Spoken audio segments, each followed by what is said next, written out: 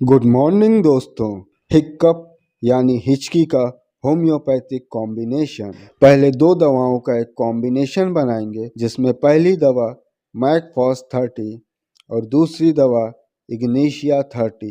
इस कॉम्बिनेशन से 10-10 बूंद दवा सुबह दोपहर और शाम 3 बार पीना है और साथ में जिनसेंग क्यू 15-15 बूंद दवा सुबह दोपहर शाम 3 बार इसे भी पीना है। धन्यवाद।